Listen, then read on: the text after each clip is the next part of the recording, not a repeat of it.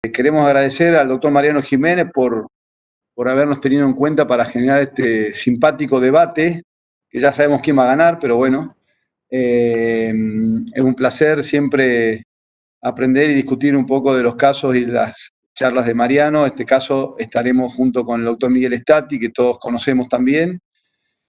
Hace mucho se dedica a la cirugía laparoscópica Miguel y nos ha enseñado un montón de secretos y creemos que va a ser muy enriquecedor este encuentro.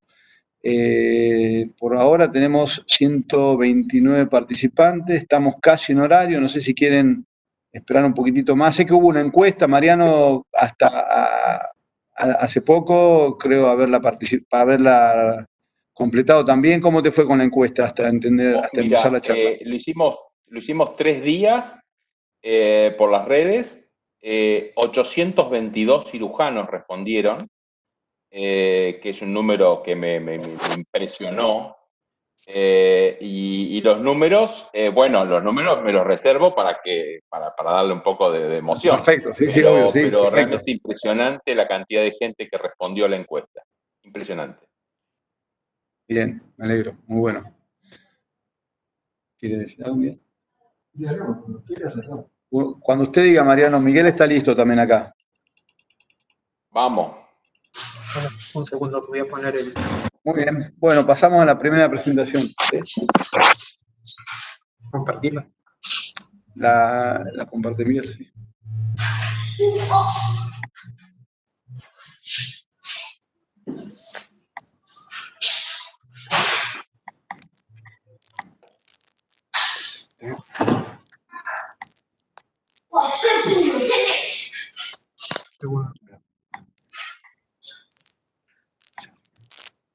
¿Cómo?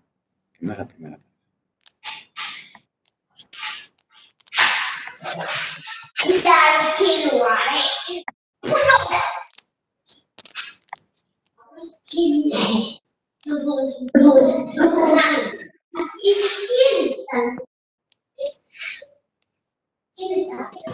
Buenos días a todos, buenos días, Mariano.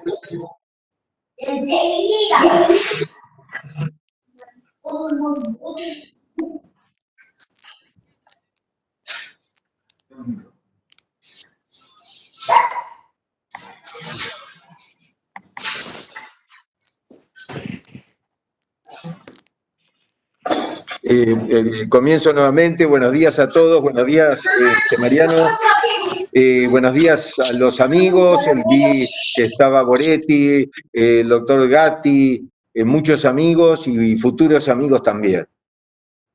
El tema de hoy, que es el de colangiografía intraoperatoria sistemática, que tengo que agradecer al doctor Mariano Jiménez que se le haya ocurrido generar este debate, que a mí me interesa particularmente. Creo que ambos somos ejemplo, digamos, tanto en el caso mío de la colangiografía intraoperatoria siempre y el doctor Jiménez de la colangiografía selectiva. Así que no es que tenemos que forzar nuestras opiniones.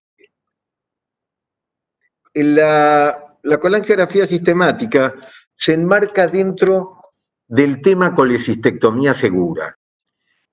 La colecistectomía segura tiene ciertas técnicas, digamos, para el abordaje, que pueden ser de abordaje quirúrgico o de estrategia quirúrgica o de técnicas auxiliares, de apoyo. Las técnicas de abordaje, hoy por hoy una de las más reconocidas es la visión crítica de seguridad, la técnica de fondo a cuello, que era la técnica de elección en caso de dificultades en la cirugía abierta, la colecistectomía parcial, que se está poniendo parcialmente de moda en este tiempo, la colecistostomía para casos más o menos desesperados, e incluso la suspensión del procedimiento si vemos que nos supera la patología que estamos viendo. En cuanto a las técnicas de apoyo, no hay muchas. La colangiografía fue la primera y en realidad la primera fue la mano que tocaba la vía biliar, después la colangiografía, apareció la ecolaparoscopía, que nosotros usamos principalmente en embarazo o casos de alergia al yodo, y las imágenes por fluorescencia que en este momento, digamos, están en desarrollo, en su infancia, digamos. Aquí vemos las imágenes de la visión crítica de seguridad. La visión crítica de seguridad deja bastante seguro al cirujano una vez que lo disecó. Pero el problema muchas veces no es, es el mientras tanto, digamos, hasta obtener esto. El peligro es anterior a esta obtención. Nosotros hicimos un trabajo comparativo de la técnica de la visión crítica, de la aplicabilidad, y dio alto, pero así todo hay un grupo no menor de pacientes en los cuales la cirugía sigue siendo dificultosa. Aquí voy a mechar de vez en cuando una colangiografía como para ir motivando a la gente. Aquí vemos una colecistocolangiografía. Nosotros hacemos colecistocolangiografía y debo reconocer que es por comodidad. Esta técnica la desarrollamos en 1992 ante la intranquilidad que nos dejaba operar sin colangio. Nosotros veníamos de una época abierta con colangio sistemática y nos dejaban muy intranquilos. Entonces desarrollé esta técnica que en realidad es muy sencilla y que nos está haciendo un mapita. No es lo mismo operar así y ver que tiene dos hepáticos que se van a unir en forma baja, digamos, en el ilio, y que el cístico está yendo prácticamente a la unión de ambos hepáticos. Uno es como que tiene un adelanto de posibles peligros. Vamos a dividir un poco los temas en la colangiografía. ¿Qué rol tiene en la mostración de la anatomía biliar? En tema litigios por mala praxis, en la litiasis coledociana, cuáles son las contras, los pros, la experiencia personal, y un último comentario sobre el efecto Lindy. Acá vemos una colangiografía transística en un paciente habitual que no tenía sintomatología canalicular y nos encontramos con un cálculo distal en colédoco que sacamos con una canastilla. Ahora bien, empecemos por evaluar el impacto de la colangiografía en la lesión de vía biliar. Para eso tenemos que buscar evidencia. La mejor evidencia, todos lo sabemos, son los ensayos clínicos. ¿Qué inconveniente tenemos en esto? Que se calcula que se requieren más de 30.000 pacientes aleatorizados para que el trabajo tenga el suficiente poder como para definir, zanjar el tema. Sin embargo, este trabajo no se ha iniciado y también es muy probable que no se pueda, yo no puedo ver ahí eso para aprobar. Apareció en la pantalla una nota. Ahí está. Aprobáselo. Aprobáselo porque... Bien, perdón. Entonces, ¿esto qué implica? Que nos vamos a tener que basar en estudios poblacionales que están sujetos, obviamente, a mayores sesgos que los estudios. ¿Por qué se me fue ahí, perdón? Esto, que no lo tengo acá ahora. Pero un segundo. Disculpen los temas técnicos.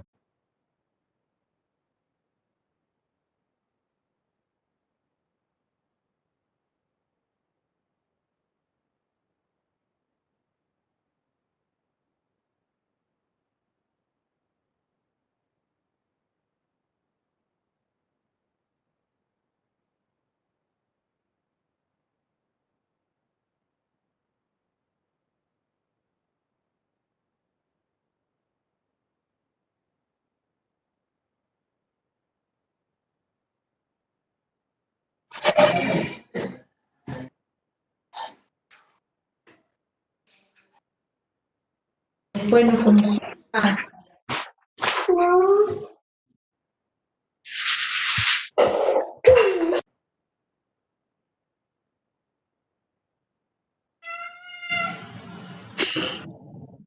Se perdió el audio, me parece, ¿eh? Está sin audio.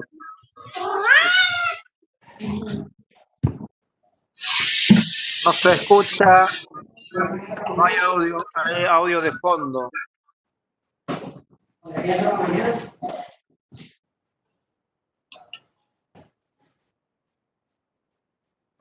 Se perdió el audio.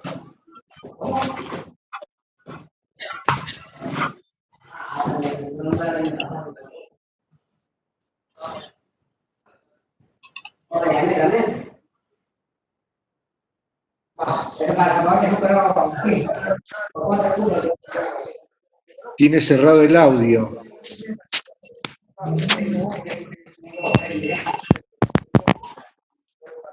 Sí, vinculando ya, sí.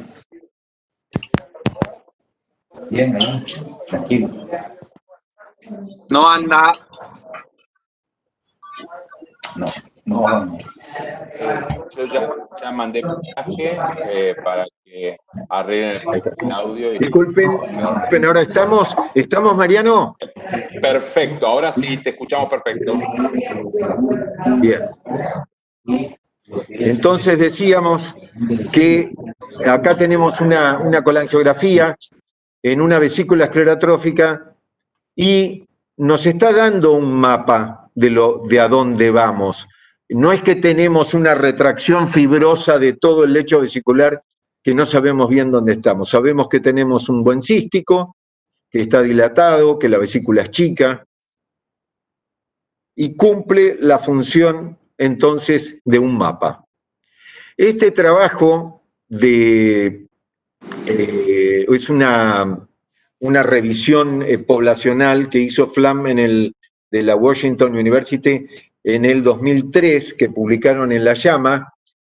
Ellos evaluaron la base de datos de Medicare de 7 años, del 92 al 99, con 1,5 millones de pacientes colecistectomizados, las 3/4 partes laparoscópicos, y evaluaron qué pacientes requirieron reparación de la vía biliar dentro del año de la cirugía, lo cual le dio un 0,5%, 7.911 lesiones de vía biliar. Filtraron los datos de acuerdo a si tenían colangio intraoperatoria o no tenían colangio, y vieron que si tenían colangio, la prevalencia era de 0,39%, y si no la tenían, de 0,58%, lo cual dio un riesgo relativo de 1,49 con un intervalo de confianza estrecho de 1,42 a 1,57, por lo tanto confiable. ¿Qué conclusiones sacamos de esta revisión? La primera, la más clara, que hubo un 49% más de lesiones de vía biliar en aquellos pacientes a quienes no se realizó colangiografía. La conclusión 2, cuando filtraron los datos de acuerdo al riesgo del paciente y la inexperiencia del cirujano, el riesgo aumentaba a 71%. Y la conclusión 3, si filtraban los datos de los cirujanos colangiografistas, a aquellos casos que hicieron sin colangio intraoperatoria, la lesión de vía biliar se acercaba al resto de los cirujanos. Es decir, con esto intentaban descartar que no fuera que los que hacían colangio eran los cirujanos más hábiles. Aquí tenemos otra colangio intraoperatoria de un paciente que se presenta con ictericia y cólico coleociano, y bueno, tenemos un mapa más o menos de la complejidad con litiasis prácticamente en toda la vía biliar, intra y extrahepática. Esta segunda revisión es de Van Damme, de Holanda, del 2011, junta los 6 mayores estudios poblacionales con más de 10.000 pacientes cada uno, en los cuales se comparó el uso y el no uso de la colangiografía. Y la odds ratio dio que la colangiografía tenía un efecto protector del 0,67. Este es el forest plot que muestra el efecto protector de la colangiografía. Vemos los gráficos de los diferentes trabajos de los 6 que componen el estudio y abajo de todo estamos viendo aquí el rombo que muestra la sumatoria de los pacientes y que claramente tiene la colangiografía intraoperatoria un efecto protector. Como conclusión de ese trabajo, la colangio conlleva una disminución del riesgo de lesión de vía biliar del 33%. Aquí vemos otra colangiografía intraoperatoria en un paciente con ictericia, hacemos una colecistocolangiografía y ya estamos viendo qué nos espera. Uno, de alguna manera, le está dando un mapa interesante del problema en el cual se está metiendo.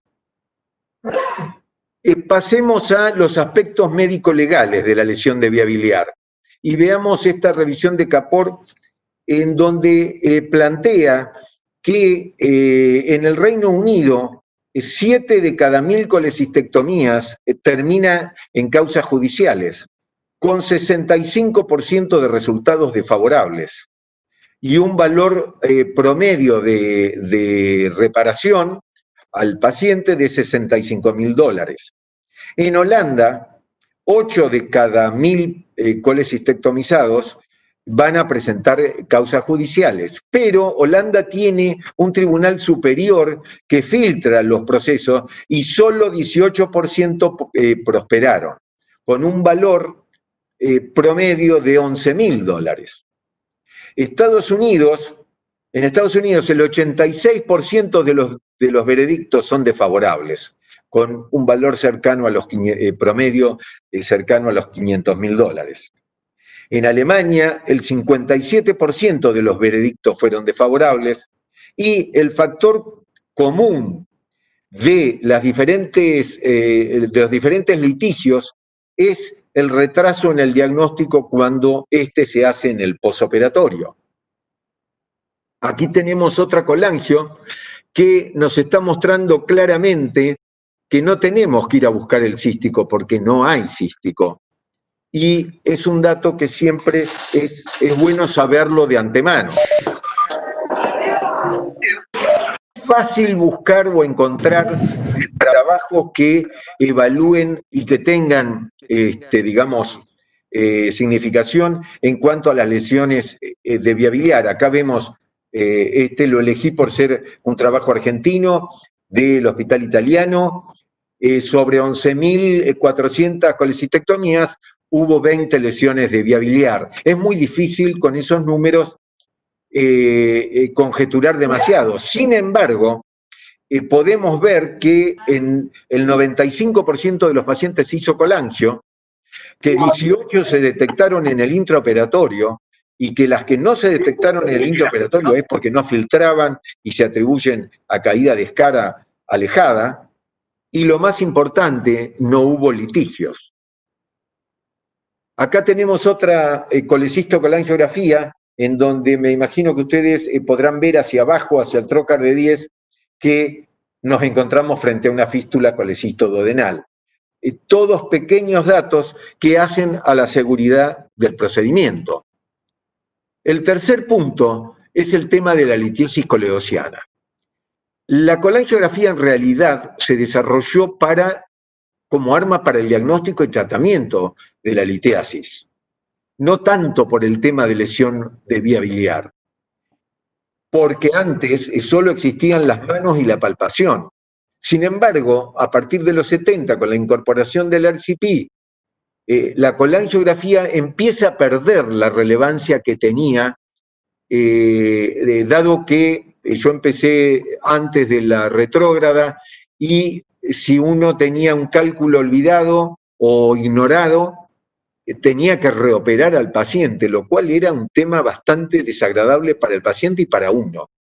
En los 90, con el inicio de la laparoscopía, ante las dificultades técnicas de implementación, muchos cirujanos dejaron de realizarla y optaron por derivar a los pacientes con sospecha de litiasis coledociana al endoscopista, generando la resolución de la patología en 2 tiempos. A mí esto me tocó también, las primeras 20 las hice sin colangio y me sentía muy, muy mal entonces se me ocurrió desarrollar la colecistocolangiografía con bastante satisfacción. Aquí tenemos otra colangiografía transística que nos está mostrando en el problema que tiene la vía biliar de este paciente. Y vuelvo al trabajo del Hospital Italiano para mostrar que ellos tuvieron 10% de litiasis coledossiana, 1176, el 32% no sospechadas, y con un índice de conversión del 2.3%, con la gran parte la resolvieron en forma laparoscópica. Entonces, como conclusión, en sus manos ha sido altamente efectiva para la resolución en un tiempo de la litiasis vesicular y coledossiana. Aquí vemos otra colangiografía, no sé si se puede apreciar bien, donde emboca el cístico en la vía biliar, ahí está la piedra impactada, quiere decir que ya sabemos de antemano que no vamos a poder pasar la canastilla por ahí y que nos vamos a tener que ingeniar alguna forma para sacar esa piedra. Bien, punto 4. ¿Qué dificultades reales tenemos para implementar la colangio? Lo primero, el intensificador de imágenes. El costo es de 50 a 100 mil dólares. Si se hace hoy cirugía ortopédica, seguramente se cuenta con el equipo, porque hoy es un sine qua non de la cirugía ortopédica. Pero bueno, hay que reconocer que el costo no es menor. El segundo punto es que la colangiografía no se halla diferenciada dentro del módulo quirúrgico y económicamente hacerla genera costos que no se financian caso a caso. La irradiación genera un riesgo de alrededor del 1 en 100.000 de cáncer, lo cual no es significativo. Y en cuanto al tiempo quirúrgico, esto dependerá obviamente de cada cual. Nosotros presentamos en la revista argentina una evaluación de la colecistocolangiografía versus la transística y nos dio que la colecistocolangio tardamos 5 minutos promedio y la transística 10 minutos promedio. Aquí tenemos otra colangiografía con un gran número de litiasis coledossiana. Entonces, los pros de la colangiografía. El principal, la tranquilidad. Frente a una bilirragia, conocemos ya la anatomía. Hay una casi nula posibilidad de evento adverso ligado a la litiasis coledossiana ignorada. Y mantenemos un know-how que puede llegar a ser necesario frente a situaciones difíciles. Aquí tenemos otra colecistocolangiografía que nos está mostrando los cálculos distales y uno arriba ya en el hepático. Los pros. En el caso de haber diagnosticado y tratado una litiasis coledossiana, el método es sustentable, ya que esta se factura, estamos hablando en nuestro medio, recordemos que la litiasis coledossiana es entre el 3 al 5% en menores de 60 años, pero del 20% en mayores de 70, como presentáramos en la revista argentina de cirugía en el 2012. Y ante una lesión de vía biliar, su reconocimiento y eventual tratamiento ofrece al paciente los mejores resultados, reduciendo el riesgo de litigiosidad. Aquí tenemos otra imagen de una panlitiasis biliar. Y para ir terminando, me gustaría hacer una mención a mi experiencia personal. Yo tengo realizadas 6.200 colecistectomías, 1.700 convencionales y 4.500 laparoscópicas en 40 años, con colangiografía sistemática. Nunca me arrepentí de haberla hecho. Diagnostiqué y traté 900 casos de litiasis coledossiana, 300 en la época convencional y 600 laparoscópicos. Diagnostiqué 5 lesiones de vía biliar que produje y las resolví en el intraoperatorio. Ninguna terminó en litigio. Aquí tenemos otra imagen que nos está mostrando que el cístico desemboca bastante abajo y vamos a tener inconvenientes para extraer los cálculos de arriba por una vía transística. En conclusión, la colangiografía intraoperatoria sistemática cumple, perdón, que aparece esto, cumple los siguientes roles. Mantiene un know-how técnico en riesgo de perderse, permite diagnosticar y tratar la litiasis coledociana en un tiempo, disminuyendo costos y evitando situaciones desagradables en el postoperatorio, ayuda al diagnóstico intraoperatorio de la lesión de vía biliar evitando su agravamiento, mejora la calidad de vida del paciente resuelto y disminuye la litigiosidad. Acá tenemos otra panlitiasis biliar. Y para terminar, les quisiera dejar esta reflexión de Nicolás Taleb, pensador, es economista, bastante heterodoxo, que estudia sobre todo la toma de decisiones en situaciones difíciles. Y él retoma, digamos, un tema que se llama efecto Lindy. El Lindy es un bar de Nueva York, a donde van los actores después de trabajar en Broadway, y hace relación al paso del tiempo y sustentabilidad.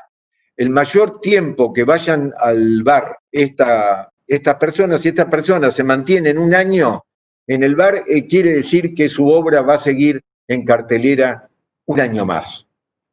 En todas las ciudades, las grandes capitales del mundo, se generan nuevos cafés, bar, decenas por año. La mayoría desaparece en los primeros 3 a 6 meses y el que supera el año de supervivencia resulta muy probable que siga existiendo al año siguiente. De 10.000 trabajos que aparecen en un año, es muy probable que solo uno siga vigente al año siguiente. Un conocimiento, un libro, una técnica que se mantuvo una generación, es muy probable que se mantenga vigente la generación siguiente. Y con esto les agradezco su paciencia. No puedo pasar la última diapositiva.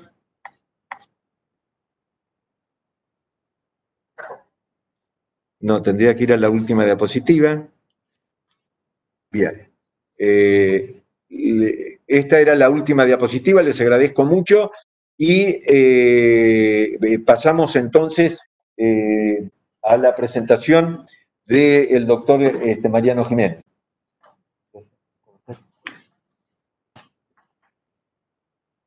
Bárbaro, Miguel. Ahora, mientras me habilitan a poder compartir mi pantalla. Los comentarios los hacemos al final de las dos presentaciones, ¿le parece, Mariano? Bárbaro. Y aparte así abrimos la discusión y todo. Mariano, ¿puede subir el volumen? Se lo escucha muy bajito acá. No sé si es en su computadora. A ver, ¿ahí me escuchan mejor o no? Muy bajo, un poco bajo. ¿Muy bajo?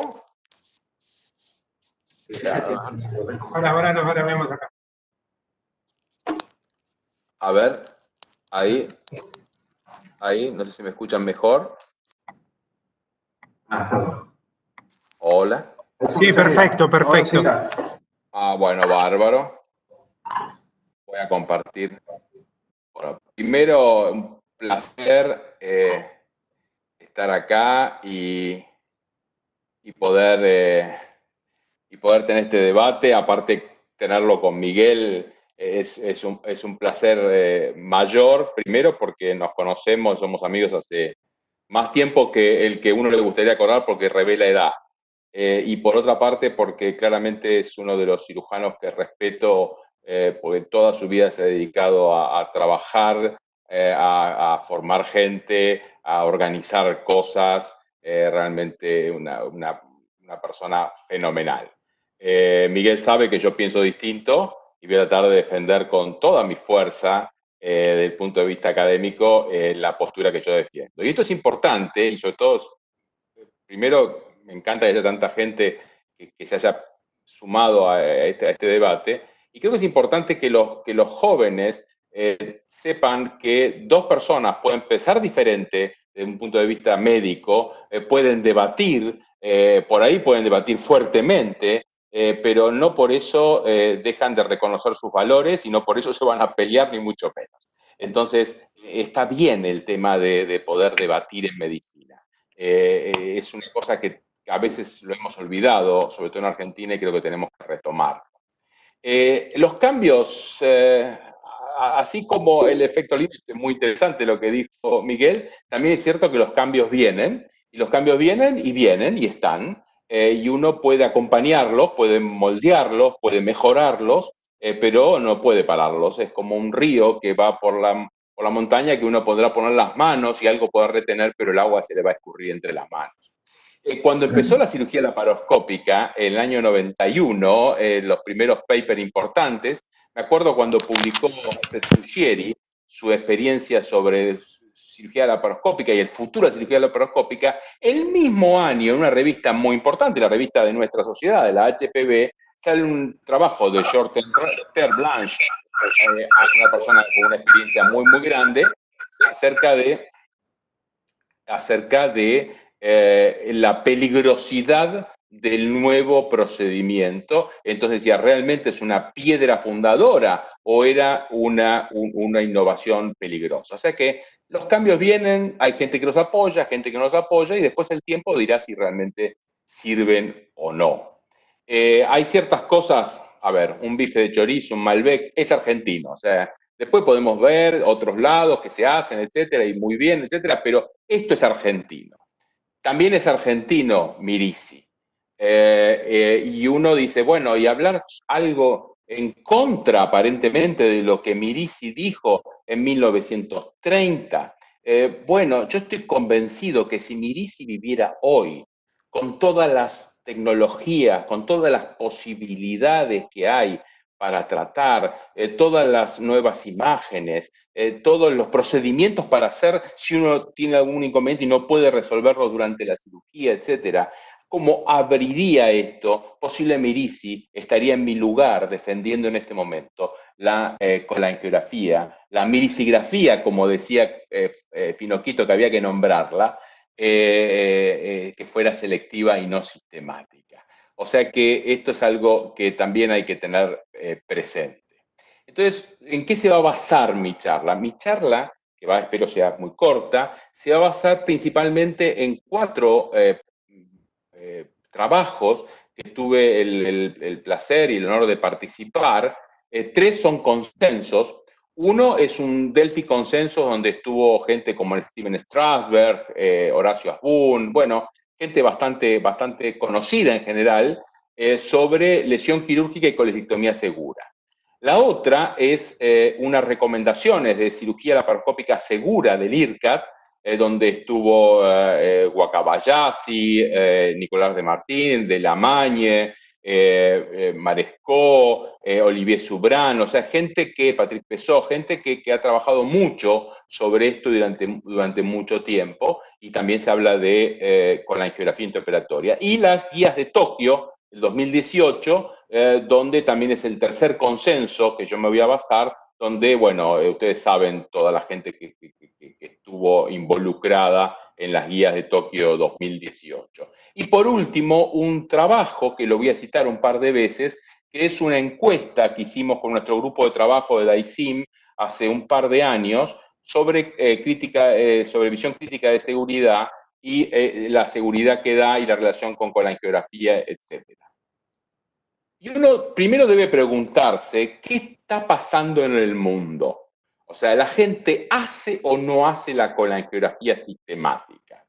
Bueno, cuando uno ve una serie tal vez más importante de 2017 del grupo que une el grupo japonés, coreano y de Taiwán, observa que colangiografía sistemática en el Asia lo hacen en menos del 20%, alrededor, digamos, del 20% de los casos. Pero uno dice, son asiáticos, está lejos, no le vamos a dar bolilla. Yo le diría que después del virus podemos decir de que esté lejos, después puede estar cerca rápidamente, pero digamos, no le damos mucha bolilla porque es lejos. Entonces vemos trabajos más cerca, trabajos europeos, por ejemplo, ingleses, donde ellos demuestran que hacen colangiografía sistemática, que lo llaman de rutina, en el 24%. Volvemos alrededor de ese 24% de colangiografía sistemática. Acá hay un tema muy interesante que dicen rutinario. Por definición, rutinario es lo que se hace sin pensar. Yo me lavo los dientes a la mañana, ni estoy pensando, me estoy lavando los dientes de mañana, pues automático. Bueno, es bueno que los cirujanos hagamos todo pensando, no sin pensar. O sea que las cosas rutinarias no son del todo buenas. ¿Qué pasa en Estados Unidos? Más cerca todavía. En Estados Unidos, según el consenso de SAGES y una serie de trabajos de centros académicos, vemos que se hace en forma sistemática entre un 15 y un 17% de los cirujanos en Estados Unidos hacen la colangiografía sistemática. Entonces uno puede decir, bueno, en el mundo pareciera ser que la inmensa mayoría no hace la colangiografía sistemática. Pero está bien, nosotros vivimos en la Argentina. ¿Qué pasa en la Argentina? Bueno, hicimos una encuesta en redes sociales el fin de semana y el lunes. Contestaron 822 cirujanos, lo cual les agradecemos porque fue para este debate y realmente las respuestas fueron muy grande. Nosotros queríamos llegar a 450 y estábamos muy ilusionados que íbamos a llegar a 450 y en 3 días llegamos a 822 respuestas. Lo que es interesante, que el 71% dijo que lo hacía en forma selectiva, el 21%, casi 22% en forma sistemática y el 6% no lo hacía nunca. Entonces uno dice, a la marosca, pareciera ser que en Argentina es como en todo el mundo, que el 71% la hace en forma selectiva y solo el 21 o 22% la hace en forma sistemática. El primer tema que uno podría decirse es, Mariano, esta encuesta no tiene ningún valor porque es por redes sociales y las redes sociales es para contar lo que hiciste el fin de semana y es para decir tonterías, etc. Cuidado, la cosa está cambiando y las redes sociales no son para esto. Pero como sé que podrían decírmelo, voy a citar los números de una encuesta que tenemos publicado con nuestro grupo en PubMed, que está hecho con toda la rigurosidad científica. Recuerden estos valores y ahora vamos a ver los valores de hace 2 años en el trabajo científico. Son exactamente iguales. Son 71% la hacen selectiva, 6% no lo hacen nunca y 23% lo hacen de forma sistemática. O sea que podemos decir que estos números, por el trabajo científico más lo que tenemos de las redes sociales, son los valores reales de la Argentina. Y la pregunta entonces que uno se puede hacer es, ¿se puede defender un método como el gol estándar? ¿Se puede decir que es el método que la gente está haciendo de generación en generación y por eso hay que mantenerlo? Es el efecto cafetería que decía Miguel, cuando lo hace menos del 25% de los cirujanos. Podemos decir que incluso con el tiempo pareciera que cada vez esa brecha se va ampliando más, entonces claramente hay algo que no está en el tema. Es así que nosotros podemos decir que como un péndulo hay un grupo que dice que hay que hacerlo siempre, hay un grupo que dice que no hay que hacerlo nunca, y lo que yo voy a defender esta noche es que hay que hacerlo a veces, en forma selectiva, con criterio. Alguien una vez me dijo, en cirugía como en el amor, ni siempre ni nunca. Bueno, esto es lo que les voy a decir. Esta charla que yo voy a dar no es para el 70%, es para el 30% que hace sistemática aún hoy o que no hace nunca aún hoy. Es a ellos a los que me voy a dirigir. Entonces, dice, bueno, fenómeno, pero nosotros queremos... los que defienden sistemática lo defienden principalmente, acá me agregó una séptima interesante, Miguel, que la podemos hablar después, que es la parte legal. Yo tengo mis dudas con respecto a eso de que la colangio te evite o no te evite un juicio, porque es la lesión la que produce el juicio y no la colangio no. Y si le hiciste. Y si haces ciertas cosas como yo les voy a contar, te vas a dar cuenta en el mismo momento o al poco tiempo hagas o no hagas colangio. ¿Por qué hacerla sistemática? Dicen, por evitar una lesión quirúrgica o para evitar que esta sea más grave. Fue muy claro en esto Miguel. Para detectar litiasis insospechada, también fue muy claro Miguel en esto. Porque como no es cara y no produce complicaciones, entonces hagámosla. A veces hay mucha gente que dice para enseñar a los más jóvenes cómo calcular el conducto séptico, etcétera. Y por último, porque en literatura pareciera que no es clara en apoyar o no la colangiografía selectiva. Me voy a dedicar a estos 6 puntos rápidamente. Primer punto. Para evitar una lesión quirúrgica. Obviamente, si sabemos que en Estados Unidos solamente se hacen 750.000 colecilectomías por año, esto es una diapositiva que me la ha prestado el doctor Jacques Marescot y Bernard Delamagne. 750.000 colecilectomías por año en Estados Unidos. Hay un 0,3, unos 2.500 lesiones por año. Si nosotros tomamos el aeropuerto de Heathrow, que tiene, cuando funciona sin COVID, tiene este número de vuelos por día, esto significaría que se estrellarían 4 aviones por día. Entonces uno se pregunta claramente, ¿usted tomaría un avión con estos datos? Bueno, en ese contexto, si uno lo lleva a lesión quirúrgica, ella dice, sí, hagamos cualquier cosa con tratar de disminuir la lesión quirúrgica.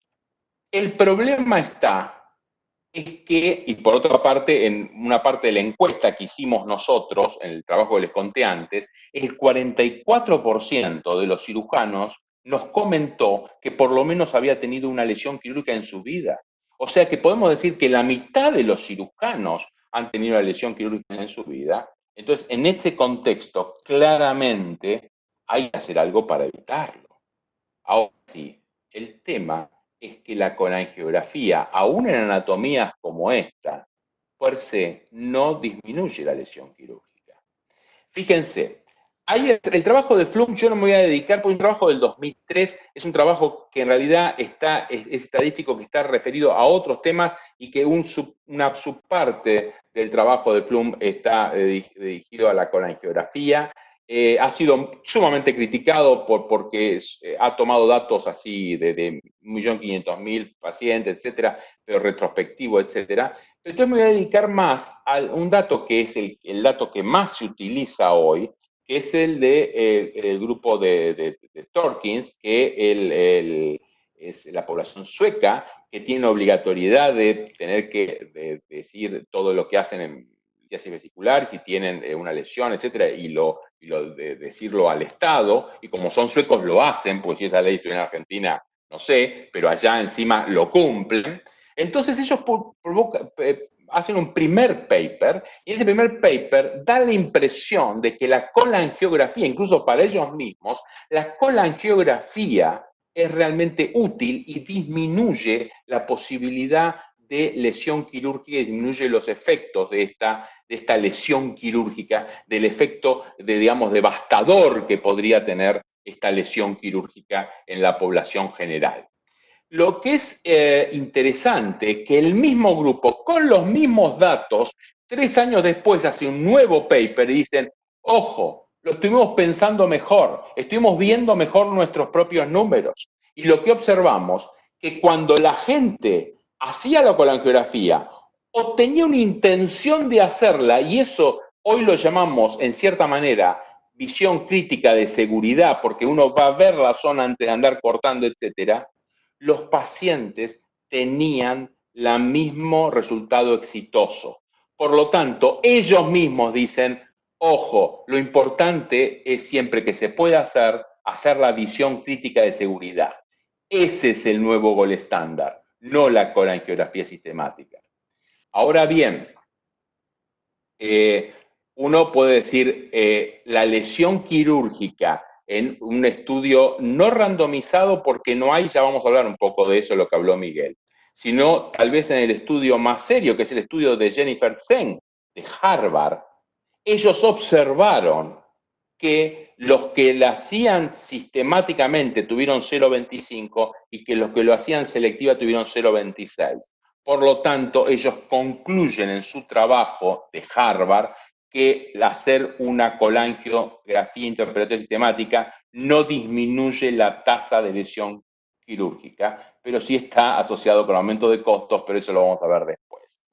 Este trabajo es el trabajo que citaba Miguel, y totalmente cierto. Este trabajo lo que dice es que para hacer un randomizado necesitarías 30.000 pacientes, y eso es un lío. Pero lo que también dice ese trabajo en la conclusión es que aparte no tiene sentido porque ya se sabe que no importa la colangiografía para la lesión quirúrgica. O sea que el mismo trabajo que Miguel citó para hablar de los 30.000 casos que harían falta, dice en su conclusión que igual no se preocupen porque ya se sabe que la colangiografía no sirve por sí misma para disminuir las lesiones quirúrgicas de vía biliar. Ahora, en este Delphi Consensus que les conté que yo tuve el placer de participar con un montón de otras personas de diferentes partes del mundo, en una parte muy interesante analiza cuáles son los errores de malinterpretación. Y se ve que cuando ¿qué pasa? Es cuando piensa que es el cístico, pero es la vía biliar, que piensa cuando es el cístico, pero es el hepático común, que piensa cuando es el cístico, es el hepático derecho. Lo interesante de esto es que cuando se hizo colangiografía intraoperatoria, solamente clarificó en el 21, en el 32 y en el 12%. ¿Qué significa esto? Que la identificación del landmark, otras cosas que yo le voy a decir durante la charla, tienen un valor que sumado tiene mucho más que la colangiografía. Sí es cierto que cuando la cosa está peluda, hay que hacer la colangiografía. Yo no estoy diciendo que no hay que hacerla más. Yo creo que lo que les digo es que hay que hacerla con inteligencia. Hay que decidir cuándo. Pero, bueno, dijo Miguel que también citaba trabajos argentinos. Yo voy a citar un trabajo argentino y una actualización que le pedí al doctor Ricardo Odi, y le agradezco mucho que me la dio hoy, a febrero del 2020, los números que ellos tienen. Lo interesante es que ellos en el CEMIC, un centro muy importante de la Argentina, de Buenos Aires, hacen la colangiografía en forma selectiva. Y ustedes ven que a cifras de hoy la hacen en el 22% de los pacientes. Lo que es interesante del trabajo es que cuando ellos analizaron las lesiones quirúrgicas, si bien no lo hicieron con la angiografía sistemática, sino selectiva, a todas las lesiones graves las diagnosticaron en el intraoperatorio. ¿Qué significa esto? Que si uno hace una cirugía con determinados parámetros, con visión crítica de seguridad, con parámetros anatómicos, etcétera, aunque tenga la desgracia de tener una lesión quirúrgica de biliar, uno puede diagnosticarla. Y por supuesto, si la tiene, ahí le darán también una colangio, seguirá adelante con todo el algoritmo de manejo. Pero bueno, uno dice, está bien, bueno, Mariano, claramente es contundente el tema acerca de la bibliografía y acerca de la idea de la colangiografía para la lesión quirúrgica. Pero ¿sabes qué? Yo quiero hacer colangiografía para detectar litiasis colosiana insospechada. ¿Por qué digo insospechada? Porque si es sospechada, porque tenga fosfatasa alcalina aumentada, porque tenga cólicos, antecedentes de ictericia, etcétera, ese paciente o irá a una resonancia magnética preoperatoria, o irá a una colangio endoscópica preoperatoria, o irá claramente a una cirugía que va a tener una colangiografía intraoperatoria.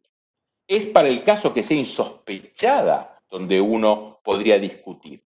Entonces, en ese contexto hay un trabajo que para mí me parece fantástico. Es del Annals of Surgery. Yo no sé cómo el comité de ética del Annals of Surgery aprobó este trabajo, pero existe y es el que yo le voy a contar ahora.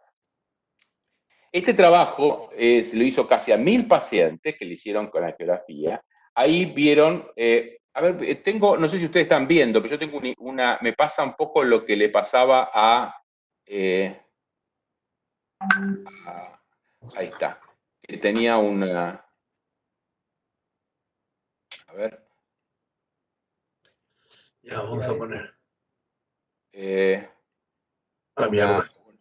Ahí está, perfecto. Ahí me siguen viendo, ¿no? Bien. Le hicieron a 1000 pacientes, le hicieron casi a 1000, le hicieron colangiografía intraoperatoria. Ahí vieron que 4,6% presentaban imágenes compatibles con litos. Y acá está el primer tema interesante. A los 46 pacientes, en lugar de resolverle el problema, le pusieron un catéter transístico. Peruanos, Y a ver. a las 48 horas se le hicieron una nueva colangiografía. Pero esta colangiografía no en quirófano, sino en un equipo aún mejor. Mariano se quedó, perdón. Sí. Mariano, perdón, se quedó tildada ahora sí pasó, perdón. Ahora sí. Ahora Disculpa. están viendo la diapositiva. Sí, ahí sí. Bárbaro. Entonces, como les contaba, este trabajo, casi 1000 pacientes, le hacen colangiografía, en el 4,6% hay imágenes compatibles con litos. Ahí está la parte que éticamente cuestionable, porque en lugar de resolver el problema, le dejan un catéter transístico. En ese catéter transístico le hacen a las 48 horas una nueva colangiografía, y ahí observan que 12 de los 46 eran falsos positivos, o aire, etc. Y todos los trabajos hablan de esto. Y esto es el primer detalle importante. Si uno toma resolución por litiasis insospechadas, puede tener un porcentaje no despreciable de pacientes que no tenían litiasis, o sea, falsos positivos. Y esto conllevaría a hacer una serie de maniobras que no tendrían que haberse hecho.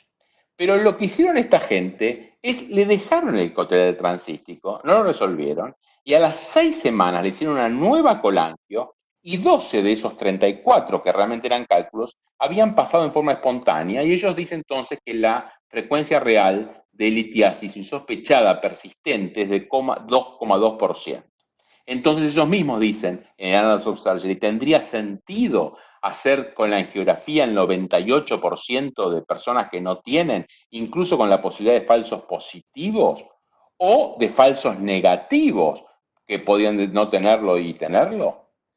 Es más, en otro trabajo, es un trabajo australiano reciente de este año, ustedes ven que el porcentaje de litiasis coledociano insospechado es del 3,2% y ellos, en las burbujas, es del 0,4%. Entonces ustedes podrán decirme, fenómeno, pero estos datos de litiasis coledociana insospechada son del primer mundo, son de Estados Unidos, son de Australia, pero acá la cosa es diferente. Entonces yo decidí ir a buscar el trabajo del grupo de mi coordinador y mi contrincante, de Enrique Canepa y Miguel Stati, donde también está un radiólogo, para mí uno de los mejores de Argentina, que es Hubert Valdivia, que es el que vio las imágenes, porque este es un trabajo que fue prospectivo randomizado, o sea, estuvieron muy encima de los datos de estos pacientes. Ahí lo que observaron, que 8 pacientes tenían litiasis coledociana, pero de los 8, la mitad tenían fosfatasa alcalina bastante por encima de lo normal. Esos pacientes nosotros le haríamos una colangioresonancia, le hubiéramos mandado o hacer ERCP o le hubiéramos mandado seguramente nosotros a que Mariano Palermo de nuestro grupo le sacara los cálculos por vía transística coledociana. O sea que en realidad estamos hablando de 4. Esto significa que la litiasis coledociana insospechada en este trabajo fue del 2,8%. O sea que claramente fue 4 de 141 pacientes. La litiasis insospechada es baja en la Argentina. Por supuesto es más alta en gente más grande, pero cuando uno ve toda la bolsa de gente que opera, es 2,8, es alrededor, y que da la casualidad que es exactamente o muy parecida a la literatura internacional. Por otra parte, el trabajo, que es un trabajo en el cual estuvieron muy atentos, no fue el residente el que vio la imagen la vieron todos, inclusive vio las imágenes, el jefe de radiología, tuvieron un 0,7% de litiasis coledociana residual con colangio normal. ¿Qué significa esto? Tuvieron un falso negativo. O sea, la colangiografía per se, y es algo lógico, tiene un porcentaje menor de falsos positivos y falsos negativos. Falsos negativos que no llevarían a hacer ningún tipo de tratamiento porque estaría catalogado como normal, y falsos positivos que es peor porque harían tratamientos que tienen su costo y tienen su mortalidad y que baja, pero la tienen, y que no estarían indicados. Pero lo más importante de todo es que cuando uno ve qué está pasando en el mundo en los últimos 20 años de la cirugía laparoscópica, uno ve que la resolución laparoscópica o abierta de litiasis coledociana tiende a desaparecer, es cada vez menor. ¿Esto me gusta a mí? Por supuesto que no. ¿Esto lo hacemos nosotros? Por supuesto que no. Como les dije antes, si nosotros tenemos un paciente con sospecha de litiasis coledociana, lo operamos y lo resolvemos todo en un acto operatorio, porque creemos que hay que hacerlo así. Pero no es lo que pasa. No es lo que pasa. En Estados Unidos, por lo menos, datos de Argentina no tengo, pero mi feeling es que pasa lo mismo, es que los cirujanos, si tienen litiasis coledociana sospechada, lo mandan al endoscopista y después lo operan de cirugía laparoscópica.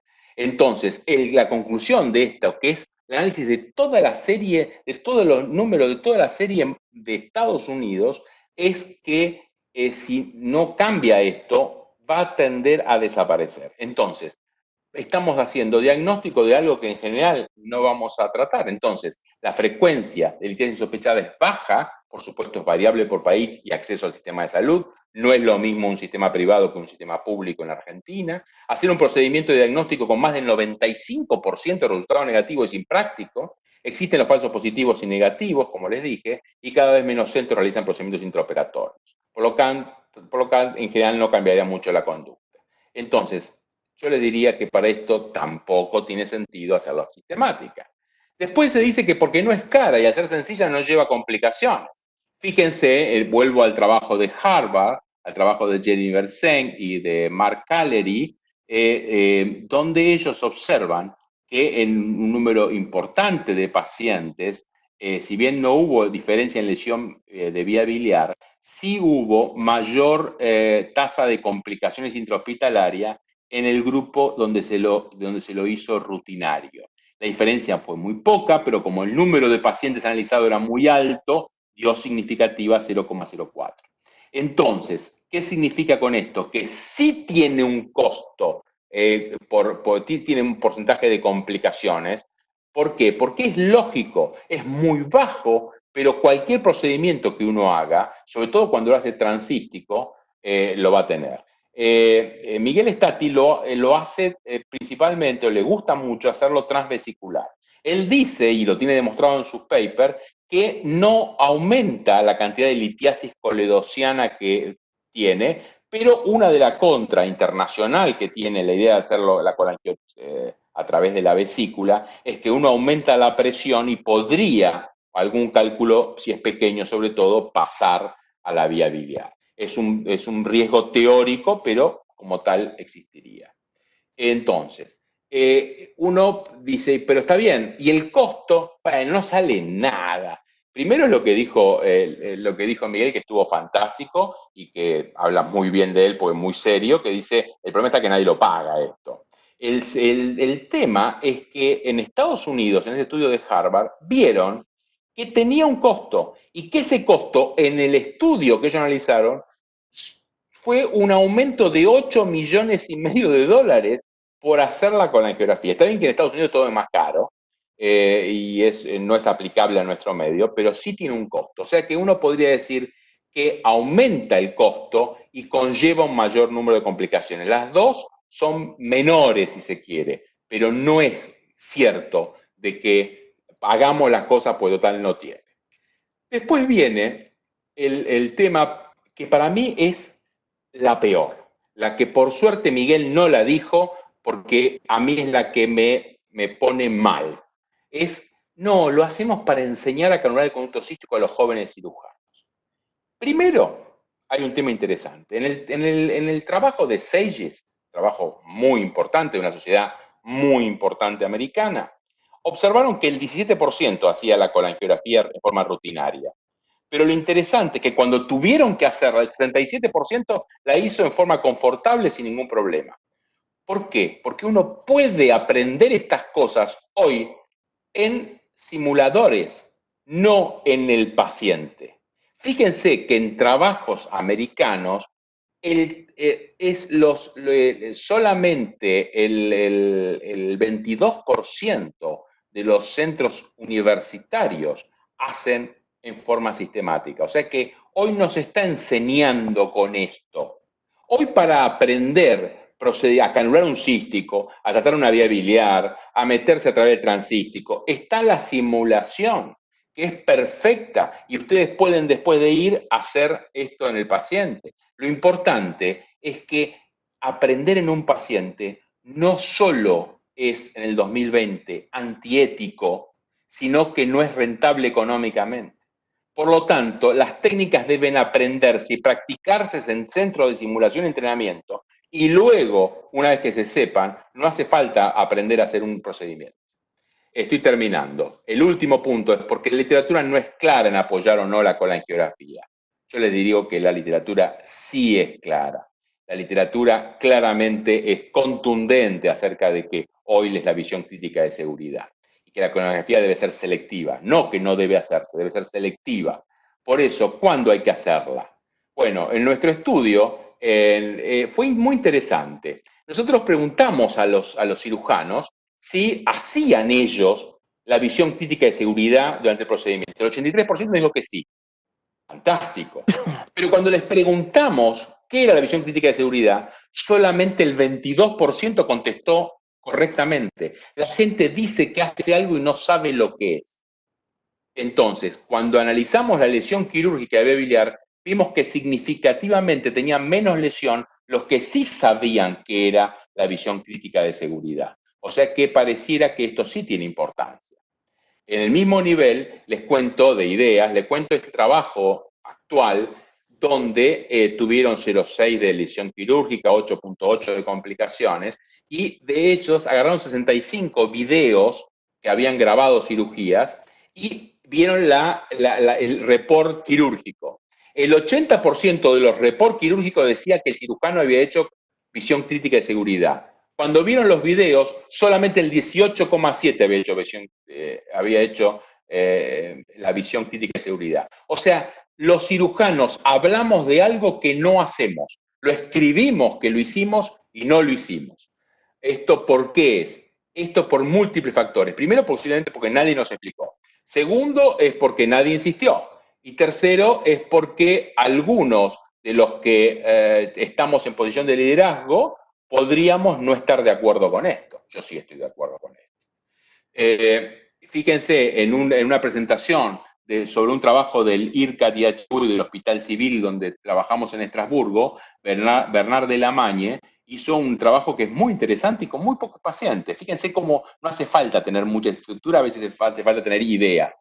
Lo que hizo él es, antes de hablar con los médicos, vio 59 videos y vio que solamente el 24,5% hacían visión crítica de seguridad.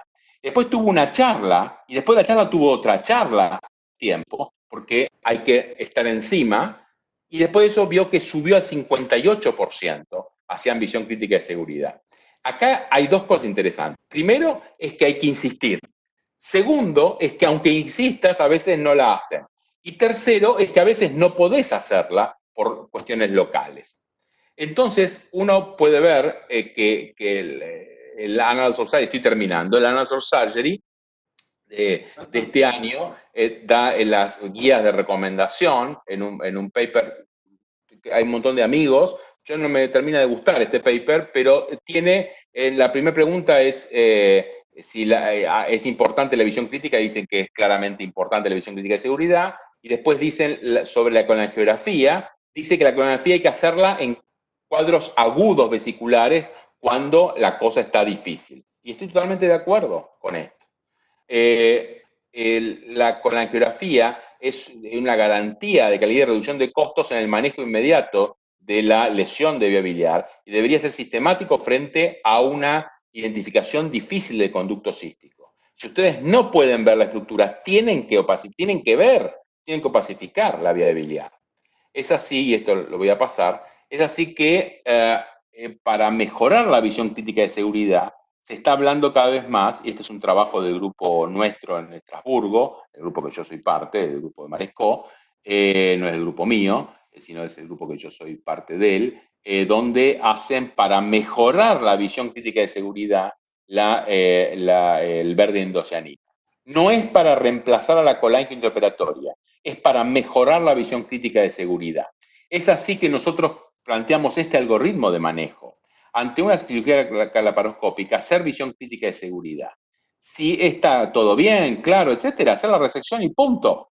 Si no, por supuesto, si el paciente tuvo antecedentes, todo eso lo descarto, que tuvo antecedentes de litiasis o tuvo fosfatasa, etcétera. Pensamos que no tuvo nada de eso. Entonces, el paciente, si no fue clara la visión crítica de seguridad, hacemos la colanquia intraoperatoria.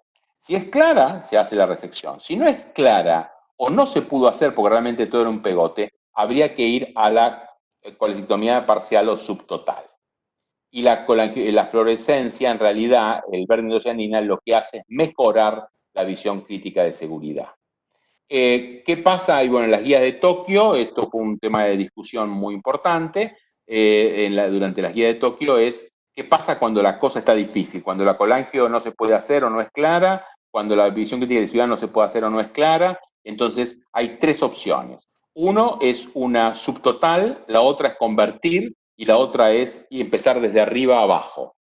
La conversión a cirugía abierta hoy no la recomienda nadie para disminuir lesión quirúrgica o para ir más seguro. No la recomienda nadie. La otra es ir de arriba a abajo, la recomiendan los asiáticos en general. Pero el resto del mundo fuertemente hoy dice que hay que hacer, y estoy de acuerdo, hay que hacer subtotal cuando la cosa viene difícil. Es así que para terminar, termino con esta diapositiva, que es el algoritmo, es si el riesgo normal, hacemos visión crítica de seguridad, si podemos con verde endocianina, en Estrasburgo lo hacemos así, se hace la cirugía, la colectomía laparoscópica, si está todo bien, si no es claro o es imposible, colanquio intraoperatorio, si está bien, laparoscopía colectomía, y si no es claro o es imposible, colectomía subtotal. Y en caso donde realmente sea un desastre todo, se puede hacer inclusive una colecistostomía laparoscópica, pero esto realmente es infrecuente. Para los que tienen alto riesgo hay una serie de otras cosas, pero no es el motivo de mi charla de hoy. A ver, me unen muchas cosas con Miguel Stati y con el Hospital Privado de la Comunidad de Mar del Plata. Amistad con mucha gente del hospital, me unen que algunos residentes que han sido fellows después con nosotros, o sea que son muchos años y me encanta estar acá discutiendo todo esto. Bueno, muchas gracias.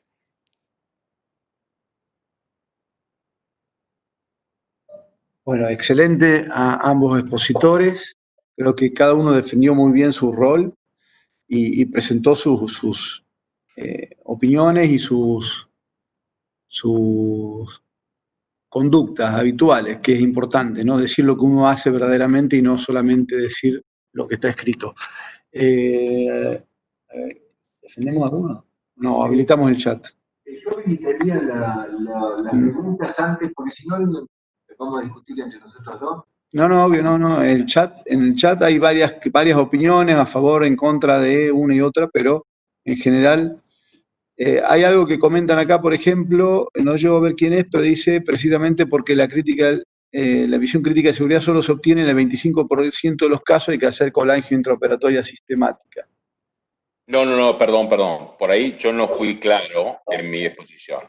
Bajo ningún concepto. La visión crítica de seguridad, los trabajos que lo han hecho en forma arreglada, en forma de ir a buscarlo, etcétera, cuando se hace se puede encontrar en el 70-80% de los casos.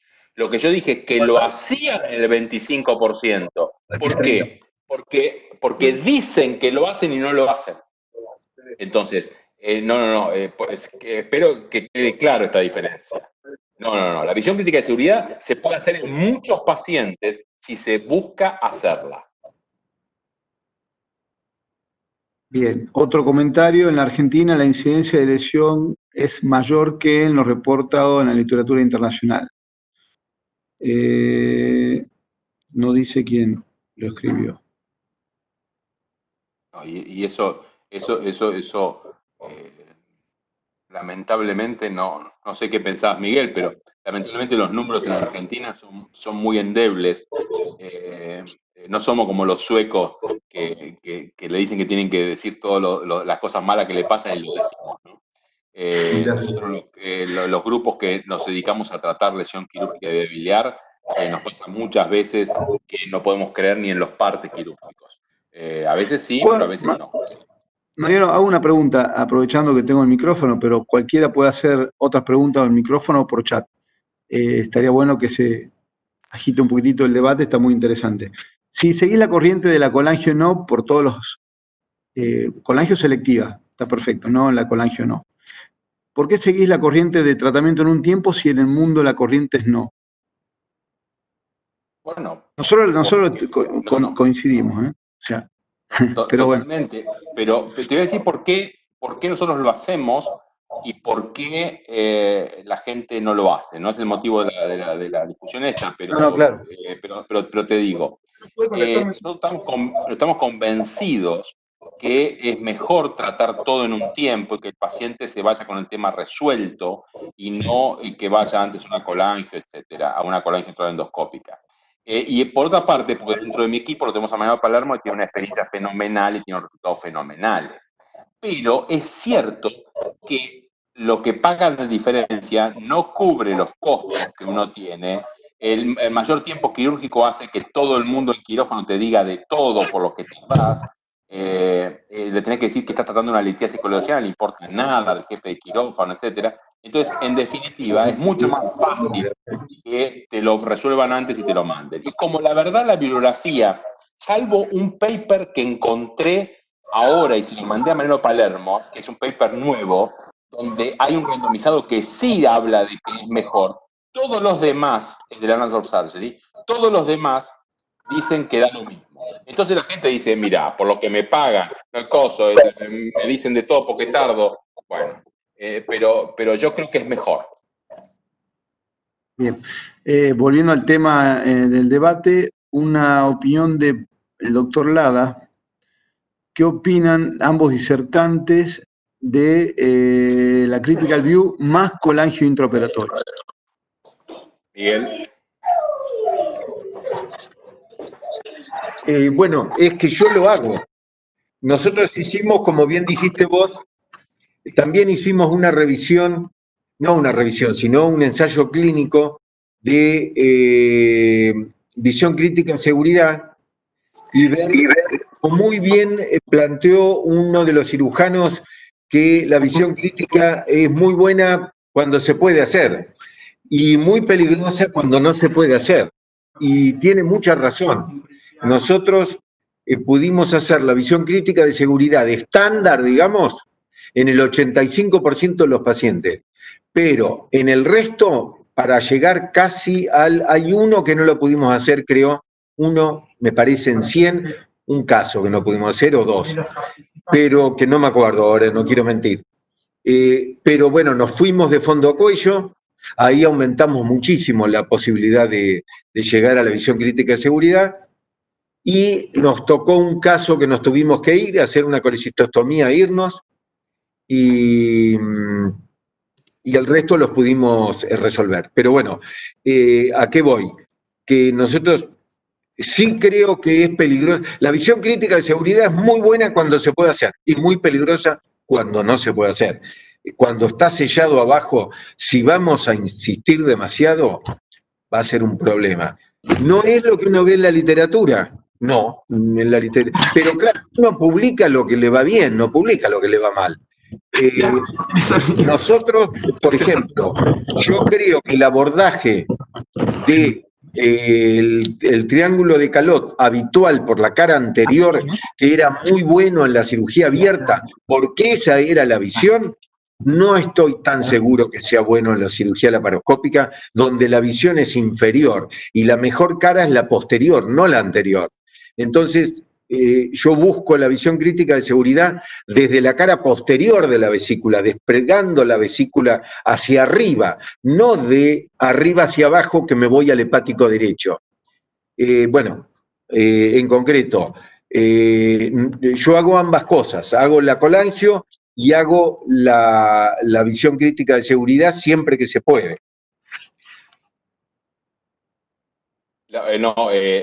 Contándole a Paul, yo creo que, a ver, voy a decir lo que dijo Miguel, lo voy a decir defendiendo, lo mismo que él dijo, pero defendiendo la postura mía. Si el 85% de las veces pudo hacer visión crítica de seguridad, significa que en el 15% de las veces no pudo. Si yo estoy diciendo que realmente la gente que lo hace de forma selectiva hace 22%, alrededor de 25% de colangios, estamos sabiendo que hay un overlapping ahí. Entonces, hacer visión crítica de seguridad, cuando la cosa no progresa, cuando no se puede, no seguir hasta romper algo, sino parar ahí y hacer colangio. Yo agregaría algo que hace Miguel y que está muy cuestionado en la literatura, pero que a mí me encanta. De hecho, yo se lo relaté y se lo defendí en la Academia de Cirugía hace ya 6 años, la colangio transística. Yo creo que el colangio la colangio transvesicular. Yo creo que es un buen truco ese, es un muy buen truco. No sé si hacerlo sistemático eso, pero sí, cuando la cosa está difícil, hacerlo puede ayudar bastante. Puede ayudar bastante. Pero bueno, me parece que lo que no hay que ser es dogmático. No hay que ser ni dogmático de la colangiografía, y de eso estamos hablando mi charla hoy, pues tampoco ser dogmático de la visión crítica de seguridad. O sea, hay que usarla cuando hay que usarla. Son parte de un algoritmo. Buenas noches, ¿se puede hacer una pregunta? Sí, claro que sí. ¿Cómo andás? Hola, Rodrigo Maroni. Sí, claro que sí, preséntese, doctor, por favor. Sí, buenas noches, Rodrigo Maroni desde Salta. Un gusto, doctor. ¿Qué tal? Mis felicitaciones a ambos disertantes. Saludo a Enrique Canepa, a Mariano y a usted, doctor Stati. Muy claras Muchas gracias. Muy claras ambas exposiciones. Yo lo que quería resaltar solamente dos aspectos que por ahí se han pasado de costado, que son en cuanto a la disección del triángulo de Calot, la exposición de dos elementos y nada más que dos elementos, en que estamos trabajando en una colestectomía en el área del cuerpo que tiene la mayor cantidad de variaciones anatómicas, tanto a nivel vascular como a nivel biliar. Por eso, en esos casos sí tiene un argumento más a favor, una colangiografía sistemática, más allá de tener o no tener en nuestro holograma mental una anatomía que nos parece normal. Y el otro comentario que me gustaría hacer para tirarlo en el debate es que hoy en día en nuestro sistema de salud privado, la exploración transística de la vía biliar muchas veces, o en la mayoría o todas, no está reconocida a la hora de la práctica quirúrgica. Yo creo que cuando eso se logre homologar, va a tener otro resultado y no vamos a recurrir tantos a los endoscopistas para solucionarnos un eventual problema de litiasis coledociana. Quisiera el comentario de ambos para ver en cuanto a las posibilidades de variaciones anatómicas y en cuanto al trabajo que hace el cirujano evitando una ulterior práctica como es la endoscopía y la papilotomía endoscópica. No sé si estoy claro. Todos los... Juan Mariano. Empiezo yo, Miguel. A ver, todos los consensos internacionales, todos, absolutamente todos, dicen que la visión crítica de seguridad te disminuye todos los problemas y justamente, así como no hay nada concreto que la colangiografía disminuya la lesión quirúrgica biliar, sí hay que la visión crítica de seguridad aparentemente sí la disminuye. O sea que lo que vos decís es interesante, pero no es lo que dicen todos los consensos publicados. Entonces, bueno, está bien, puede ser todo tonto menos nosotros, pero la idea es que posiblemente no. Por otra parte, yo te voy a contar la historia. Yo vengo de una escuela donde había que hacer la colangiografía sistemática. Después, cuando fui jefe en el hospital universitario, hacíamos la colangiografía intraoperatoria. ¿Y sabés cuándo cambié? Cuando yo veía que a la tarde iba a hacer los casos, las cirugías, y no hacía colangiografía intraoperatoria sistemática. Entonces yo decía, a la mañana soy sistemático y a la tarde soy selectivo.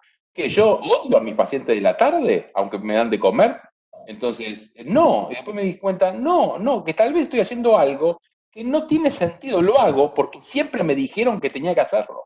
Lo hago porque me dijeron que si no lo hacía estaba mal.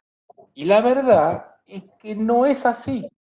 O sea, la verdad que no es así. Yo me acuerdo cuando era, en los golpes de la vida me sacaron el dogmatismo a patadas. Cuando yo era dogmático, me acuerdo cuando los del británico al principio empezaron, fueron los primeros en Argentina diciendo que había que hacerlo selectivo, no había sistemático.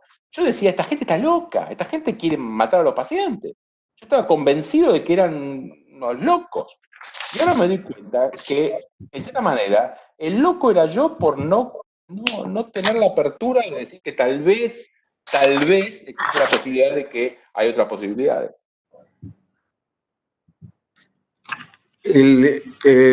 Mi posición, bueno, yo ya la dije. Es cierto que hay mucho de hábito. Acá hay mucha cuestión personal, ¿cierto? Yo lo respeto mucho a Mariano en su visión de los consensos internacionales, pero uno ve que en su lugar hay una realidad que muchas veces no es la internacional. No cambio lo que me va bien. No me va mal con la colangio, ya he hecho, supongamos, no estoy de acuerdo con el fanatismo, en eso estoy de acuerdo con Mariano. Yo me gusta hacer la colangiografía siempre que se puede, no quiere decir que le voy a pinchar la vía biliar al paciente porque si no la puedo hacer transística, no lo voy a hacer. Pero me conformo con un 95% de positividad o 90% de positividad. No, si veo que la vía biliar es fina, que el cístico es fino y que es todo normal, no insisto. Un cístico muy finito, voy a hacer macana. No me gusta hacer macana. Pero la colangiografía me deja tranquilo, sin fanatismo, sin intentar a ultranza. Primero. Segundo, la litiasis coledociana, nosotros el trabajo ese que hicimos es en la época actual, digamos, ¿cierto? Históricamente yo tengo alrededor de un 18% de litiasis coledociana, en general la mitad son asintomáticas, es decir, más o menos un 9% asintomática. ¿Pero por qué? Porque la población mía promedio era 70 años. Y no es lo mismo hablar de, en general, en todo el mundo, los ancianos los tienen aparte, no entran en las estadísticas. Entonces uno está viendo la población que se ve en una clínica común. Población activa, no jubilada, menor de 60 años, promedio 32 años. Esa gente tiene 3% de posibilidad de litiasis vesicular coledociana, 1,5% asintomática y no diagnosticable. Es decir, que en ese grupo uno puede ser, si quiere, selectivo. Pero bueno, insisto, lo hago para mi tranquilidad, porque me deja tranquilo, primero. Segundo, con respecto a la facturación, sí, por supuesto, es un trabajo de zapa. A mí me costó conseguir facturarlo, pero nosotros ya hace 20 años que lo facturamos y se factura más o menos como una colecistectomía laparoscópica. Es decir, como si fueran 2 colecistectomías laparoscópicas. Nosotros lo facturamos y lo conseguimos. Una pregunta. Hola.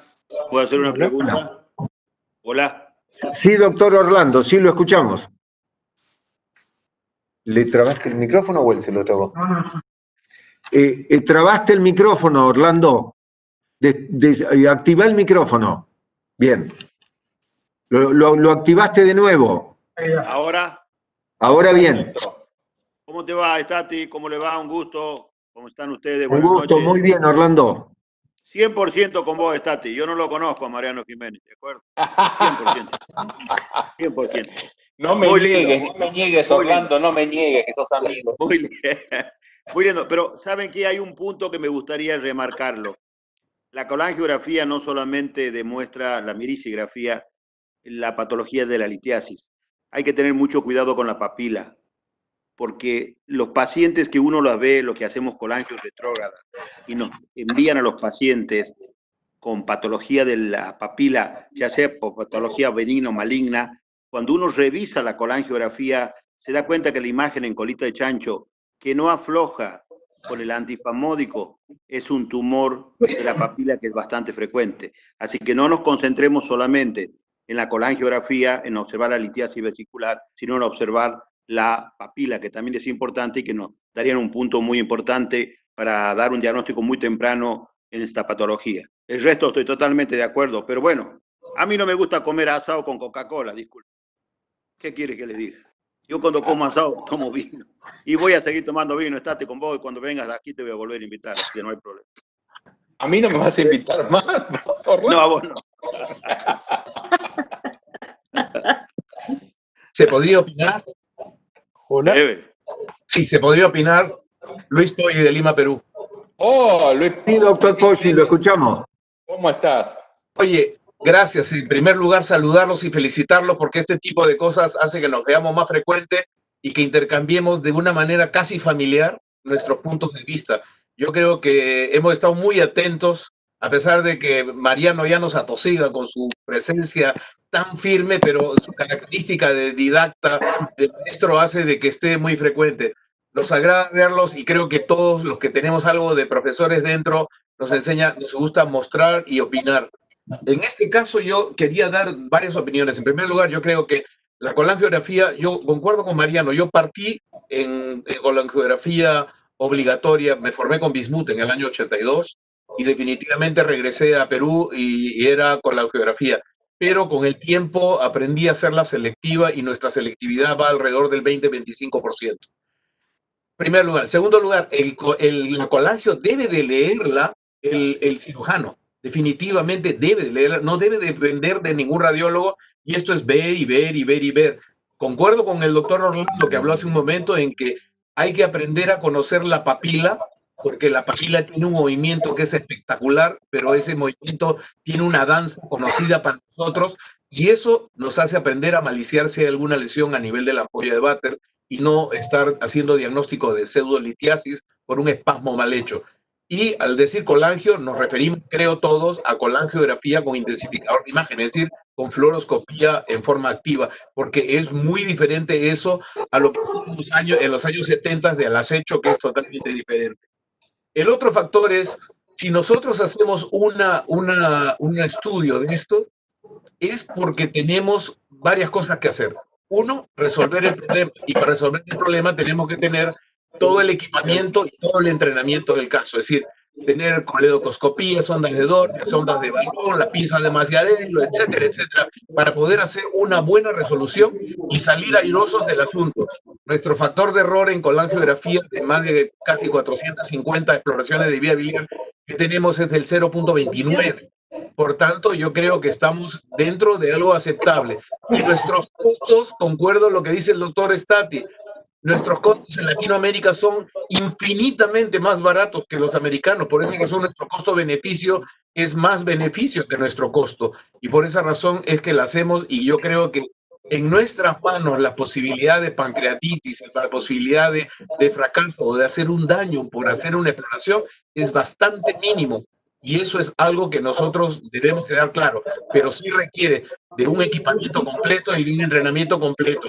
Si el colega que está trabajando no lo sabe hacer y tiene al costado un médico que sí lo sabe hacer y todo el equipamiento, debe de llamarlo o de lo contrario cerrar, mandarlo al gastroenterólogo para un IRCP y después ver la manera de entrenarse. Pero yo creo que en líneas generales es el factor, ¿no? O sea, si hacemos colangiografía es porque tenemos sospechas de algo que no estaba calculado, bioquímica normal, ecografía normal, todo normal, y encontramos un cístico de 1 centímetro. Ojo con eso que ahí hay algo. Y la visión crítica, concuerdo también con el doctor Stati, en el caso nuestro la vemos en el 50%, y esto con Mariano lo hemos discutido en los cursos de HPV. No es fácil, hay veces, y hay veces por buscarla mucho, terminamos nosotros haciendo un daño, pero yo creo que ¿qué momento es el momento crítico para decir paro acá y hago una parcial?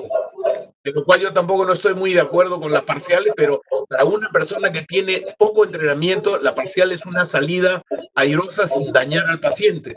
Y esto puede ayudarlo al paciente a resolver y al médico a resolver y salir del problema en la fase superaguda. Habrá que revisar, no lo sé, pero eso es una posibilidad.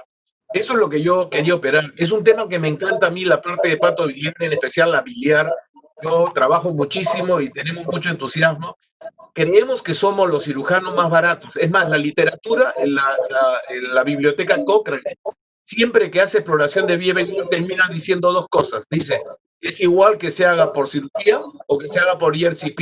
Ambas tienen éxito. Es cierto que la ERCP tiene un poco más de morbilidad, pero la laparoscopía requiere de un equipamiento completo. Concluyen, si estás en condiciones de hacer un estudio completo, con todo el equipamiento completo, para realizarla exitosamente, preferimos la laparoscópica porque es más barata, más efectiva, resuelve desde todo punto de vista en costo y en hospitalización.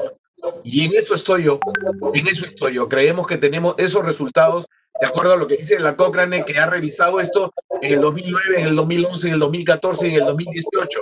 Y es exactamente la misma condición.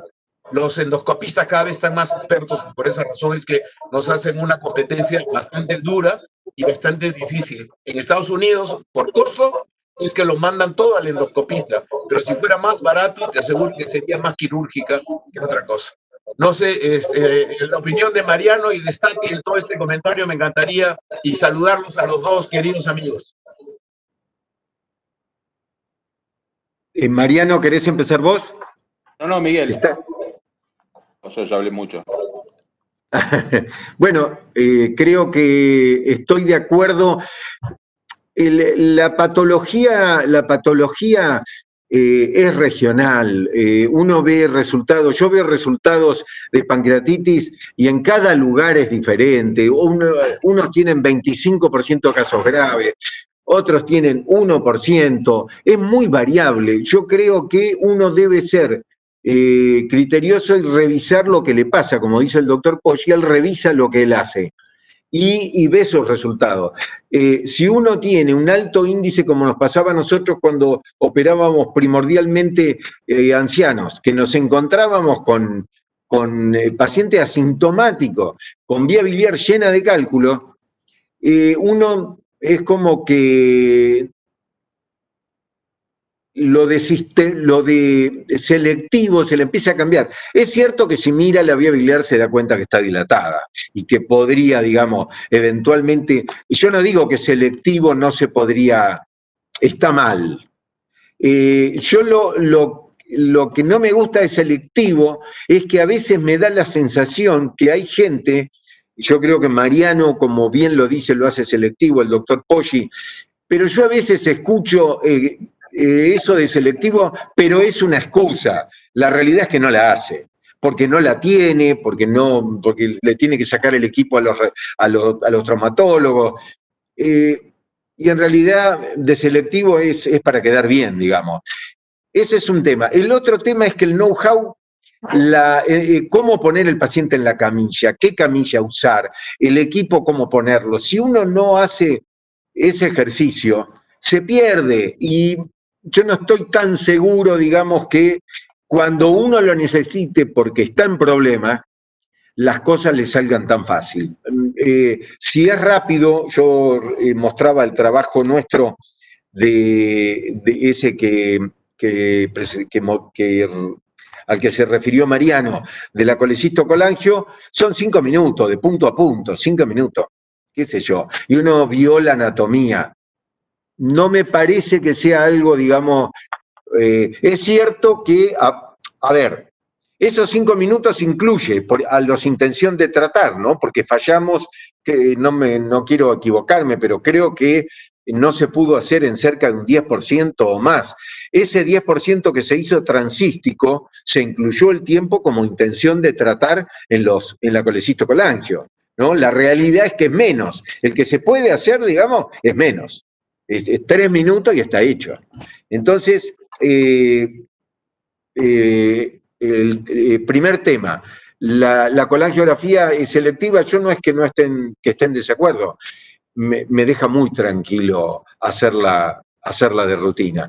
Y no me cuesta, digamos, ya estoy habituado y me cuesta más cambiar de hábito que seguir con el mismo hábito, obviamente. Y con respecto a la visión crítica de seguridad, me encanta, pero yo no diría el 50%, nosotros lo revisamos en 100 pacientes y nos dio 80, yo no me quiero equivocar, no está, Agostina, pero creo que era 85% que lo pudimos hacer con la visión crítica estándar. Es cierto que nosotros lo miramos de abajo en general, no vamos al calot, porque le tengo miedo al calot. Ir de arriba para abajo me parece peligroso. Me parece más seguro ir de abajo para arriba, o posterior hacia anterior, digamos. Pero la idea es ver el calot igual, ¿no? Bien. Mariano, ¿podría hacer un comentario? Alberto Carbañá de Paraná, ¿cómo le va? Sí, como no, encantado, Alberto. Mucho gusto. Yo quiero hablar de una realidad, y es la siguiente. Mucha gente que veo no hace la colangiografía intraoperatoria porque lo que no se ve no nos duele. Entonces, hacer una colangiografía intraoperatoria puede mostrar litiasis vesiculares, coledocianas, y cuando uno no ve algo probablemente se quede tranquilo y se va a dormir a su casa tranquilo. Aparte hay otra cuestión y es el hecho de que mucha gente encara una cirugía con un tiempo estimado de cirugía y si encuentra una litiasis coledociana se le viene abajo su esquema de tiempo programado. Esas son cosas y verdades que no se dicen, porque queda mal que alguien diga que yo programé una cirugía para 1 hora y después se me fueron 2 o 3 horas en una cirugía y todos nos hemos enojado cuando pensábamos que la vesícula era sencilla y terminó siendo recontra difícil y tardamos más tiempo. Mucha gente no hace colangiografía intraoperatoria precisamente por esos motivos, porque les va a demorar tiempo, porque por ahí encuentran algo que no lo van a querer resolver porque se les va a complicar el día. Y es una verdad que no se dice y nadie la va a decir en un trabajo tampoco, por supuesto, porque queda mal. Eso nada más. Gracias, Alberto. Creo que sí, que es una realidad también que, a quien no puede facturar, y voy a hacer una reflexión, a narrar, digamos, lo que me contó un cirujano belga, que no está en el sistema. En Bélgica están los académicos y los que trabajan en los hospitales, pero que no son académicos, que trabajan por facturación, por prestación. Bueno, él no hacía exploración de viabilidad, ni colangio, ni exploración, porque no se la pagaban. Entonces no iba a perder tiempo. Y yo creo que mucho de esto es por eso. Y yo tengo la suerte de tener una institución detrás que me respalda, digamos, cuando le hago el planteo al prepago o a la obra social de que me tiene que pagar la prestación, y entonces he conseguido que la mayor parte de las obras sociales y prepagos aquí en Mar del Plata nos paguen lo que facturamos por exploración de viabilidad, que obviamente tiene sus costos, porque tiene equipos, tiene canastillas, tiene pinzas, tiene trabajo y tiempo.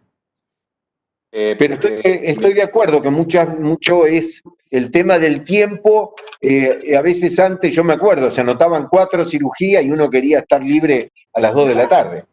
Claro, si encuentra algo, se le complicaron los tiempos, es cierto. Una cosa para Tito y Miguel. A ver, delincuente hay en todos lados y personas así no prístinas hay en todos lados. Pero acá estamos hablando de otro tema, el tema de si tiene indicación médica o no tiene indicación médica, y yo creo que es claro, desde mi punto de vista, que no la tiene. Sí, también yo lo acepto que si uno se siente cómodo haciendo una técnica quirúrgica, que la haga. Es como decir, no, vamos a imponer que van a hacer la técnica americana o van a hacer la técnica francesa. No, hacela que te sentís más cómodo. Te sentís más cómodo haciendo colangio, hacela. Pero claramente no hay nada contundente en la bibliografía para hacerla. Y si no la haces, no es que estás condenado al fuego de los infiernos académicos. Entonces, y después cada uno haga la técnica. Si lo hace bien, que lo haga, la técnica que haga. Pero que sepan, sobre todo los jóvenes, que no tienen obligación. Y la otra cosa es que varios preguntaban en el chat acerca de, bueno, pero si somos residentes, estamos en formación. No, por favor, no se puede aprender hoy con pacientes técnicas que no harían falta, pero así ya se van haciendo la mano para otra cosa. por favor, esto no. Hoy se puede aprender en simuladores, que no hace falta tener simuladores de $100.000. Se pueden tener cajas y cosas inteligentes para aprender canulaciones, etcétera, mecánicas que se pueden hacer con 20 pesos. Está el doctor Boretti por ahí. ¿Qué tal? Buenas noches, ¿cómo les va? Bueno, Miguel, Mariano, Quique, siempre escucharlo es siempre tiempo ganado. Me encantaron las dos presentaciones. En un momento creo haber visto más de 200 y pico de personas en el chat, lo que muestra que la cirugía de todos los días es muy convocante y la gran mayoría de todos nosotros estamos en el interior, realmente es la cirugía de todos los días. Por eso es sumamente importante escucharlos. Ustedes son formadores de opinión y ahí va mi agradecimiento. Solamente dos cosas, y agradezco a Miguel que lo haya dicho. Miguel comentó algo sobre el grupo etario que él maneja en patología vesicular. La realidad nuestra es totalmente opuesta, el promedio es 43 años, entonces el relacionado a la litiasis esclerotiana siempre es mucho menor. Por lo tanto, uno a veces cambia de conducta, y en mi caso particular lo hago no en forma sistemática, de rutina. Respecto a la visión crítica de seguridad, y eso por ahí Miguel lo sabe muy bien, yo hago una modificación a la visión crítica descrita en su momento por esta, que es siempre disecar a la izquierda de la imagen de la arteria y el ganglio. Nunca involucrar o que me quede la arteria y el ganglio dentro para verlo perfectamente bien. Siempre la disección es interna en la cara izquierda de la arteria y el ganglio. Eso solamente como un aporte. Y volviendo, que me gustó mucho el término peluda que dio Mariano en la charla, cuando una vesícula se pone peluda, yo quiero agradecerle a Miguel Stati haber visto cientos de colangiografías, no por el hecho de la cuestión técnica de canular el cístico, sino por interpretar la imagen. Y cuando se pone peluda es más que importante. Muchas gracias. Eso es cierto, muy cierto. Está el doctor, muchas gracias, Juan. Miguel, está el doctor Ricardo Odi, que sí. El CEMIC. Ricardo, ¿puedes abrir tu micrófono?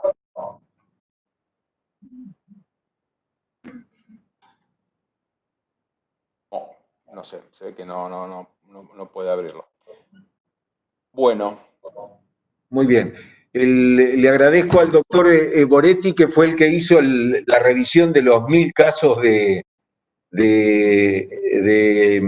litiasis coledociana, es decir, de colangiografía en litiasis vesicular, y ahí evaluamos por grupo etario la frecuencia de litiasis coledociana. Ahí vimos que los menores de 60 años eran un grupo aparte, los menores de 30, si mal no me acuerdo, son otro grupo aparte, que hay que tener en cuenta, porque también tienen más frecuencia de litiasis coledociana, y los mayores de 60 años empieza a duplicar por décadas la prevalencia de litiasis coledociana. Ese es un trabajo que realizó el doctor Boretti. Y bueno, no me queda más, Mariano, que agradecerte la idea, que agradecerte que propusieras este tema, que por lo visto es bastante convocante, digamos, y nos hemos entretenido los dos un rato. Un abrazo grande y muchas gracias a todos. Un saludo grande, Priscila, que te estoy viendo ahí en la pantalla, y que sigas muy bien en Chile. Hasta muy pronto. Juan, un abrazo grande.